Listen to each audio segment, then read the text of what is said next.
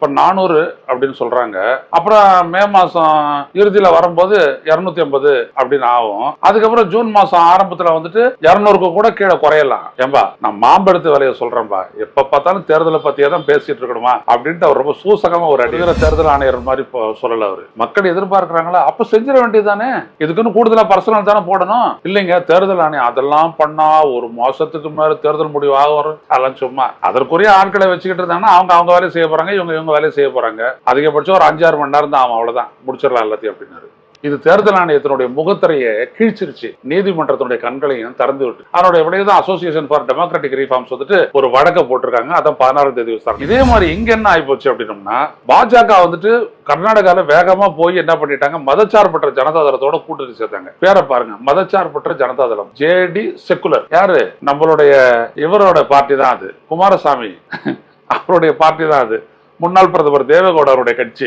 அந்த கட்சியில பாத்தீங்கன்னா விவசாயிகள் சரி, அதே மாதிரி பிற்படுத்தப்பட்டவர் ஒகாலிகாசன் சொல்லுவாங்க, அவங்க பிளஸ் முஸ்லீம்கள் எல்லாம் சேர்ந்திருந்தாங்க. பிஜேபியோட அவர் கூட்டணி வச்ச உடனே அவங்களாம் என்ன சொன்னாங்க, 3 சீட்டுக்கு ஒரு கூட்டணி போயா அப்படின்னு சொல்லிட்டு அவங்க எல்லாம் விலக ஆரம்பிச்சிட்டாங்க. அதனுடைய தலைவர்கள் தொண்டர்கள் எல்லாரும் விலக ஆரம்பிச்சிட்டாங்க ஜேடிஎஸ் இருந்து. ஒரு மதச்சார்பற்ற ஜனதாதளம்னு வச்சுக்கிட்டு ஒரு மதச்சார்புடைய கட்சியோட போட்டு கூட்டணி வைக்கலாமா? இது கர்நாடகால பள்ளி ஆர்ஜேடி, காங்கிரஸ், கம்யூனிஸ்ட் கட்சிகள் அப்படின்னு சொல்லிட்டு அவங்க வச்சுட்டாங்க பீகார்ல. இதே மாதிரி உத்தரப்பிரதேசத்திலேயே வந்துருச்சு கூட்டணி. சோ நீங்க பாத்தீங்கன்னா 80 பிளஸ் 40 120, ஒரு 48 168 பிளஸ் ஒரு 28 196 சீட்ல வந்துட்டு பாத்தீங்கன்னா பாஜகவினுடைய கழுத்துகள் நெருக்கப்பட்டிருக்கு. எனவே மோடி தான் என்ன பேசுகிறோம் என்பதை அறியாமல் அவர் பேசுகின்றார். எங்க போனாலும் சரி திமுக பிளவை உண்டாக்குறது, திமுக பிரிவினையை கேட்கிறது அப்படிலாம் சொல்லிட்டு வளர்றாரு அவரு.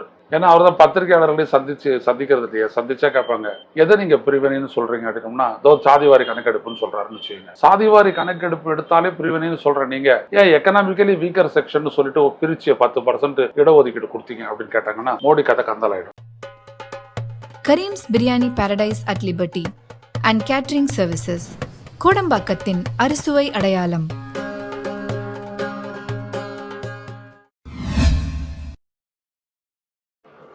வணக்கம் தோழர்களே, ரோஸ்டர் செய்திகளின் வாயிலாக இன்று மீண்டும் உங்களை சந்திப்பதில் பெரும் மகிழ்ச்சி அடைகின்றேன். மோடி வெற்றி பெறுவார், மோடி தான் மீண்டும் வருவார், மீண்டும் மோடி என்கின்ற முழக்கங்கள் தான் கிட்டத்தட்ட ஒரு 2 மாதங்களாக இந்த நாட்டினுடைய தேர்தல் களத்தில் ஒலித்து கொண்டே இருந்தது. தன் பங்குக்கு மோடியும் நாங்கள் 370, எங்களுடைய கூட்டணி கட்சிகள் ஒரு 30, ஆக 400 தொகுதிகள் என்று சொல்லிக் கொண்டே இருந்தார்கள். இப்பொழுது என்ன ஆகிவிட்டது, அந்த ட்ரெண்ட் வந்துட்டு அப்படியே மாறி போயிடுச்சு. இப்ப என்ன பண்றாங்க, பாஜக 200 இடங்களை ஜெயிக்குமா, 150 இடங்கள்ல வருமா, அது கூட வாய்ப்பு இருக்குதா அப்படின்னு சொல்லக்கூடிய அளவிற்கு ஒரு இடத்துலையும் செய்திகள் வருது. இப்படி இந்த எண்ணிக்கையை சொல்லியும் செய்தி வருது. எடுத்துக்காட்டா பாத்தீங்கன்னா, முன்னாள் தேர்தல் ஆணையர் எஸ்.ஒய். குரேஷி ரொம்ப கிட்டலாம் ஒன்று போட்டிருக்காரு.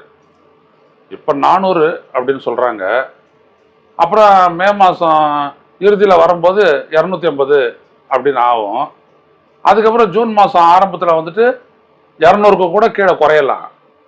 ஏன்பா நான் மாம்பெடுத்து வேலையை சொல்றேன்பா, எப்ப பார்த்தாலும் தேர்தலை பத்தியே தான் பேசிட்டு இருக்கணுமா அப்படின்ட்டு அவர் ரொம்ப சூசகமா ஒரு அடி அடிச்சிருக்கிறாரு. என்ன அப்படின்னம்னா, அந்த முன்னாள் தேர்தல் ஆணையர் ஒரு மாதத்திற்கு முன்னால் ஜெய்ப்பூரில் நடந்த ஒரு மாநாட்டிலிருந்து அவரிடம் கேட்கக்கூடிய ஒவ்வொரு கேள்விகளுக்கும் அவர் மிக துல்லியமாக பதில் தந்து வருகிறார். அவர் சொன்னார், இந்த நாட்டு மக்கள் விவிபேட்டில் பதிவாகக்கூடிய சீட்டுகள் அனைத்தையும் எண்ணித்தான் முடிவுகளை அறிவிக்க வேண்டும் என்று எதிர்பார்த்தால் அதை செய்ய வேண்டியதுதான் தேர்தல் ஆணையத்தின் கடமை என்றார். இப்ப இருக்கிற தேர்தல் ஆணையர் மாதிரி சொல்லல அவரு. மக்கள் எதிர்பார்க்கிறாங்களா, அப்ப செஞ்சிட வேண்டியதுதானே, இதுக்குன்னு கூடுதலா பர்சனல் தானே போடணும். இல்லைங்க தேர்தல் ஆணையம் அதெல்லாம் பண்ணா ஒரு மாசத்துக்கு மேல தேர்தல் முடிவு ஆகும். அதெல்லாம் சும்மா அதற்குரிய ஆட்களை வச்சுக்கிட்டு இருந்தாங்கன்னா அவங்க வேலையை செய்ய போறாங்க, இவங்க வேலையை செய்ய போறாங்க. அதிகபட்சம் ஒரு 5-6 மணி நேரம் தான் ஆகும், அவ்வளவுதான், முடிச்சிடலாம் எல்லாத்தையும் அப்படின்னாரு. இது தேர்தல் ஆணையத்தினுடைய முகத்திரையை கீழ்ச்சிருச்சு, நீதிமன்றத்தினுடைய கண்களையும் திறந்து விட்டுருச்சு. அதனுடைய விடையதான் அசோசியேஷன் ஃபார் டெமோக்ராட்டிக் ரிஃபார்ம்ஸ் வந்துட்டு ஒரு வழக்க போட்டிருக்காங்க. அதான் 16ஆம் தேதி விசாரணைக்கு வருது. ஒப்புகை சீட்டு, விவிபேட்டில் பதிவாகி வெற்றி விடக்கூடிய ஒப்புகை சீட்டு 100 விழுக்காடு எண்ணி ஒப்பிட்டே முடிவுகளை அறிவிக்க வேண்டும் அப்படின்றதான் பிரேயர். ஸோ 16ஆம் தேதி வருது விசாரணைக்கு. என்ன நடக்குதுன்னு பார்ப்போம். நல்லதுதான் நடக்கும்னு நிறைய பேர் சொல்றாங்க. நல்லதே நடக்கணும் அப்படின்னு நம்மளும் எதிர்பார்ப்போம். ஆனா இது மட்டுமே பத்தாது, மத்த ஃபேக்டர்ஸ் எல்லாம் இருக்குது அப்படின்னு சொல்லிட்டு காங்கிரஸ்காரங்க சொல்றாங்க. உதாரணத்துக்கு அபிஷேக் மனு சிங்வி என்ன சொல்றாரு அப்படின்னா, பீகார், மகாராஷ்டிரா, கர்நாடகா ஆக 3 மாநிலங்கள்ல கடந்த முறை பிஜேபி பெற்ற வெற்றியை இந்த முறை பெற முடியாதுன்றாரு. காரணம் என்ன அப்படின்னா, அதுக்கு முன்னாடி கடந்த தேர்தலில் பிஜேபி எவ்வளவு ஜெயிச்சாங்கன்றத பார்ப்போம். கர்நாடகால 28 தொகுதிகளில் 26 தொகுதிகளில் ஜெயிச்சாங்க. மராட்டியத்துல 48 தொகுதிகளை 41 தொகுதியில பிஜேபி கூட்டணி ஜெயிச்சது. பிஜேபி சிவசேனா கூட்டணி ஜெயிச்சது. பீகார்ல 40 இடத்துல 39 இடத்துல ஜெயிச்சாங்க. ஆக 39, 41, 80, 67 தொகுதிகள். இப்ப இந்த இடமே அவங்க இழக்க போறாங்க. ஏன்னா பலமான ஒரு கூட்டணி செட் ஆயிடுச்சு. இந்த மகா விகாஸ் அகதி என்கின்ற அந்த கூட்டணி முடிவாகி விட்டது. அங்க மராட்டியத்தில் இருக்கக்கூடிய 48 சீட்ல வந்துட்டு 21 சீட்டு உத்தவ் தாக்கரே தலைமையிலான சிவசேனா, 17 தொகுதிகள் காங்கிரஸ் கட்சி, 10 தொகுதிகள் நேஷனலிஸ்ட் காங்கிரஸ் பார்ட்டி சரத்பவார். இதே மாதிரி இங்க என்ன ஆயிப்போச்சு அப்படின்னம்னா, பாஜக வந்துட்டு கர்நாடகாவில் வேகமா போய் என்ன பண்ணிட்டாங்க, மதச்சார்பற்ற ஜனதாதளத்தோட கூட்டணி சேர்த்தாங்க. பேரை பாருங்க, மதச்சார்பற்ற ஜனதாதளம், ஜேடி செக்குலர். யாரு? நம்மளுடைய இவரோட பார்ட்டி தான் அது, குமாரசாமி அவருடைய பார்ட்டி தான் அது, முன்னாள் பிரதமர் தேவேகவுடருடைய கட்சி. அந்த கட்சியில பாத்தீங்கன்னா விவசாயிகள் சரி, அதே மாதிரி பிற்படுத்தப்பட்டோர், ஒக்காலிகாசன் சொல்லுவாங்க, அவங்க பிளஸ் முஸ்லீம்கள் எல்லாம் சேர்ந்திருந்தாங்க. பிஜேபியோட அவர் ஒரு கூட்டணி வச்ச உடனே அவங்களாம் என்ன சொன்னாங்க, 3 சீட்டுக்கு ஒரு கூட்டணி போயா அப்படின்னு சொல்லிட்டு அவங்களாம் விலக ஆரம்பிச்சிட்டாங்க. அதனுடைய தலைவர்கள், தொண்டர்கள் எல்லாரும் விலக ஆரம்பிச்சிட்டாங்க ஜேடிஎஸ் எடுத்துட்டு. ஒரு மதச்சார்பற்ற ஜனதாதளம்னு வச்சுக்கிட்டு ஒரு மதச்சார்புடைய கட்சியோட போட்டு கூட்டணி வைக்கலாமா? இது கர்நாடகால பல்லிடிச்சிருச்சு. அது இல்லாத என்னாச்சு, பிஜேபியினுடைய மெயின் ஸ்டேயா இருந்தது என்ன அப்படின்னோம்னா லிங்காயத்து. எடியூரப்பா இவங்கெல்லாம் இருக்காங்க இல்லையா, பொம்மை இவங்கெல்லாம் இருக்கு, லிங்காயத்து. அந்த லிங்காயத்து வகையரா வந்துட்டு என்ன சொல்லிட்டாங்க, நாங்க இந்துக்கள் கிடையாதுட்டாங்க. எங்களுடைய மடத்துக்கு நாங்க வந்துட்டு ஒரு தாழ்த்தப்பட்டவரை கூட மடாதிபதியா நாங்க நியமிக்கிறோம், நாங்க எங்களை இந்துவோட சேர்க்காதீங்கட்டாங்க. நட்டா கிட்டே சொன்னாங்க, அது நட்டாஜி அவர்கிட்ட சொன்னாங்க. ஸோ அங்க அதனாலதான் அவங்களுடைய சாயம் வெளுத்து போச்சு. இதுதான் கர்நாடகா தேர்தலுடைய முடிவு. அது இல்லாத கர்நாடகா வந்துட்டு என்னன்னா, அந்த பெங்களூர் உடுப்பி பெல்ட்டை தவிர மற்ற எல்லா இடங்களும் கர்நாடகாவில் பார்த்தீங்கன்னா உழைப்பாளர்கள் நிறைந்திருக்கக்கூடிய, மற்றபடி பார்த்தீங்கன்னா ஒரு காஸ்மோபாலிட்டன் கல்ச்சர் தான் எங்கே பார்த்தாலும் இருக்கும். எல்லாரும் கலந்து ஒன்னா புழங்கி பாடுறது. ஸோ இதுதான் வந்துட்டு பாஜக பெருமளவுக்கு தோற்கடிச்சது கடந்த சட்டப்பேரவை தேர்தலில். இப்போ அது இங்கே மராட்டியத்தில் சொல்லிட்டேன். மராட்டியத்தில் சரத்பவாருக்கு வந்துட்டு நல்லா தெரியும், தேர்தல் முடிஞ்சிட்ட உடனே எங்கெல்லாம் எடுத்துகிட்டு போயிட்டு அந்த இவிஎம் வைக்கிறீங்களோ அந்த இடத்துக்கு பக்கத்தில் எந்த ஒரு செல்போன் டவரும் வந்துட்டு இயங்கக்கூடாதுன்னு அவர் ஏற்கனவே சொல்லிட்டாரு.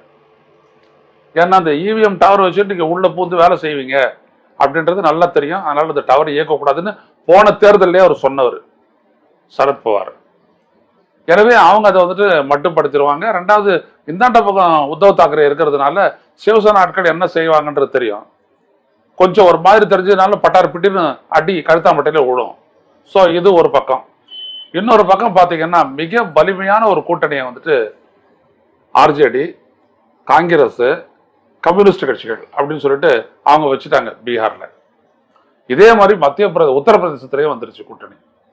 ஸோ நீங்க பார்த்தீங்கன்னா 80 + 40 120, ஒரு 48 168 + ஒரு 28 196 சீட்ல வந்துட்டு பார்த்தீங்கன்னா பாஜகவினுடைய கழுத்துக்கள் நெரிக்கப்பட்டிருக்கின்றன. அதனாலதான் 150 to 200 தேர்வாங்களா இவங்கன்னு சொல்றதுக்கு காரணம் தான். ஏன்னா மக்கள் வந்துட்டு அந்த வெற்றியை நோக்கி போவாங்க அப்படின்றது மட்டும் இல்ல, இதுக்கு மேலேயும் பாஜக எப்படி ஜெயிக்கும் பார்க்கலாம் அப்படின்னு வரும்போது இந்த இவிஎம் ஃப்ரீயா யூஸ் பண்ணிட முடியாது. அந்த ஃப்ராடுலன்ஸை அவ்வளவு சாதாரணமா பண்ணிட முடியாது. அதனால இவிஎம் தொடர்பான பேச்சுக்களும் தொடர்ந்து அங்க வந்துட்டு விவாதங்களும் மக்களிடையே ரொம்ப அதிகரித்து வருகின்றன. வட இந்தியாவினுடைய சிறப்பு அம்சமே அப்படின்னு நான் இதைத்தான் சொல்லுவேன். ஏன்னா அந்த மக்கள் விவாதிப்பாங்க. அரசியலை பொறுத்து. எனவே அப்படி விவாதிக்கக்கூடிய ஒரு மக்களிடையே இப்பொழுது விவிஎம்மும் விவிபேடும் பெரிய அளவு விவாதிக்கப்படுகிறது. இது தேர்தல் ஆணையத்துக்கு ஒரு அழுத்தமாகவும் இந்தியாவுடைய உச்சநீதிமன்றத்துக்கும் வந்துட்டு ஒரு கண் திறப்பா இருக்கும். ஸோ நம்ம இதில் உஷாரா கரெக்டாக பார்க்கணும் அப்படின்ட்டு. அப்போ ஒரே நேரத்தில் இந்த கூட்டணி, மக்களுடைய எதிர்ப்பு, உச்சநீதிமன்றத்துடைய விழிப்பு, இதெல்லாம் சேர்ந்துச்சு அப்படின்னோம்னா 100 விழுக்காடு எண்ணித்தான் முடிவு அறிவிக்கணுன்ற தீர்ப்பு வர்றதுக்கான சாத்தியம் ரொம்ப அதிகம். அப்படி வந்துச்சு அப்படின்னோம்னா அத்தோடு முடிஞ்சிச்சு மோடியினுடைய திருவிழா, ஆர்எஸ்எஸ்னுடைய திருவிழா எல்லாம் முடிஞ்சு போயிடும். அத்தோடு இந்த நாட்டுக்கு ஒரு புதிய பாதை திறக்கும் அப்படின்னு நிச்சயமா எதிர்பார்க்கலாம். அப்படியான ஒரு சூழல் தான் நாளுக்கு நாள் ஏற்பட்டு கொண்டே வருகிறது. எனவே மோடி தான் என்ன பேசுகிறோம் என்பதையே அறியாமல் அவர் பேசுகின்றார். எங்க போனாலும் சரி திமுக பிளவை உண்டாக்குறது, திமுக பிரிவினையை கேட்கிறது அப்படிலாம் சொல்லிட்டு வளர்றாரு அவரு. ஏன்னா அவர் தான் பத்திரிகையாளர்களையும் சந்திக்கிறது இல்லையா, சந்திச்சா கேட்பாங்க எதை நீங்க பிரிவினைன்னு சொல்றீங்க அப்படின்னோம்னா அதோ சாதிவாரி கணக்கெடுப்புன்னு சொல்றாருன்னு வச்சுக்கோங்க. சாதிவாரி கணக்கெடுப்பு எடுத்தாலே பிரிவினைன்னு சொல்றேன், நீங்க ஏன் எக்கனாமிக்கலி வீக்கர் செக்ஷன் சொல்லிட்டு பிரிச்சு 10% இடஒதுக்கீடு கொடுத்தீங்க அப்படின்னு கேட்டாங்கன்னா மோடி கதை கந்தலாயிடும். எனவே அவர் என்னன்னா ஹெலிகாப்டர்ல வந்துட்டு பக்கத்துல இறங்கி அப்படியே மேடையில் போயிட்டு பொடின்னு பொழிஞ்சிட்டு போடுவேன், மறுபடியும் வந்து ஹெலிகாப்டரில் ஏறிக்கிட்டு நிறைய ஏர்போர்ட்டுக்கு வந்துட்டு அடுத்த டெஸ்டினேஷனுக்கு போயிடுறது. ஸோ எதுவுமே தெரியாத மக்களை ஏமாத்துறதுக்கான ஒரு ஸ்ட்ராட்டஜியை பிஜேபி கடைபிடிக்குது.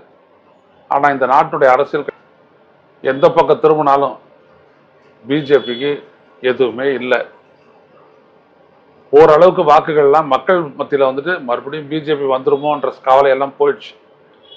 இதுக்கு மேலே என்ன ஆவாங்க இவங்க அப்படின்றது தான் பேச்சா இருக்க போது. அந்த அடிப்படையில் தான் அரசியல் போக்கு நகர்ந்து கொண்டிருக்கிறது. சாதகமான தீர்ப்பும் தேர்தல் முடிவும் வரும் என்று எதிர்பார்க்கலாம். மீண்டும் சந்திப்போம். நன்றி, வணக்கம். தோழர்களே, இந்த வீடியோ நீங்கள் லைக் பண்ணீங்கன்னா பரவலாக பகிருங்க. உங்களுடைய பின்னோட்டங்களை, உங்களுடைய கருத்துக்களை பின்னோட்டங்களில் இடுங்கள். மீண்டும் சந்திப்போம். நன்றி, வணக்கம். ஊடகம் கார்ப்பரேட் அரசியல்வாதிகளின் கைப்பாவையாக அடிமைகளாக இருந்தது போதும். இனி சாட்டை எடுத்து சுழற்றும் நேரம் வந்துவிட்டது. ஊடகம் பொதுமக்களாகிய உங்களுக்காக, உங்களாலேயே இயக்கப்பட வேண்டும். ஊடக சுதந்திரத்திற்காக உங்களின் பங்களிப்பை இன்றே அளித்திடுங்கள்.